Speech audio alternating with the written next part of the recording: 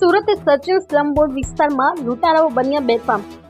માથા ભારે લૂંટારાઓએ ચપ્પુની અણીએ સોનાની ચેન અને મોબાઈલ સહિતની વસ્તુઓની ચલાવી હતી લૂંટ।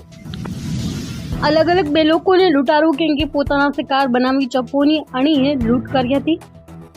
લૂંટારાઓ વિરુદ્ધ ફરિયાદ નોંધાતા પોલીસે ગણતરીના કલાકોમાં લૂંટના આરોપીઓની ધરપકડ કરવામાં આવેલ।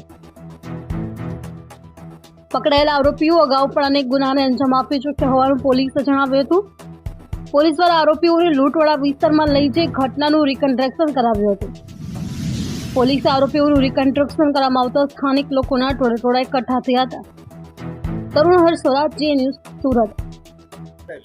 હા, તારીખ 28/1 ના રોજ જે એક અમારે ત્યાં લૂંટનો બનાવ બન્યો હતો, જે બાબતે ગઈકાલે આરોપીને અટક કરવામાં આવી છે અને ગુનાની જગ્યાનું રિકન્સ્ટ્રક્શન પણ કરવામાં આવ્યું છે અને એના પાછળના જે ગુનાહિત ઇતિહાસ છે એ જોતા ભવિષ્યમાં એના વિરુદ્ધ અટકાયતી પગલાં પણ લેવામાં આવશે।